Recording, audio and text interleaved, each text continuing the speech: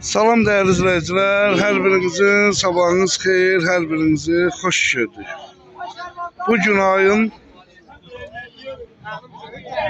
10'u oktyabr 2025. yıl.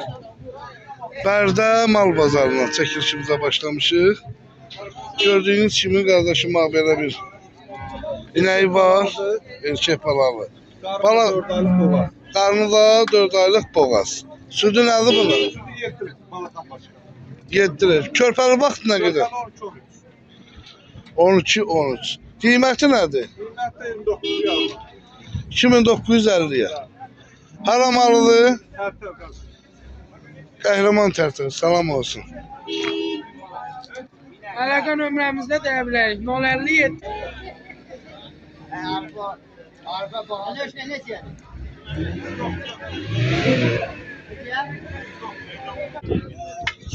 Kardeşim bak belə bir inəyi var.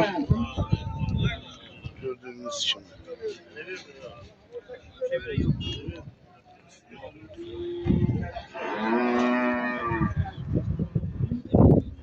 Bu neçənci qarın bu? 4. Balası dişidir. Südü nədir bunun? Balada başqa o. Qiyməti nədir? 3000 lira. 4. qarın. Malsın. 10 lira. Kardeşim o. Ya bura mal bağlamışam, ben maşının böyrünü oldu. Ha? Təkən maşın gəlincə. Allah pazar versin. O birisi kimindir be? Bu ne sənci qarındır? Bir düyadır da ha? Balası nədir? Dişi. Südü nədir? 7 lira. Qiymət? 2700 lira.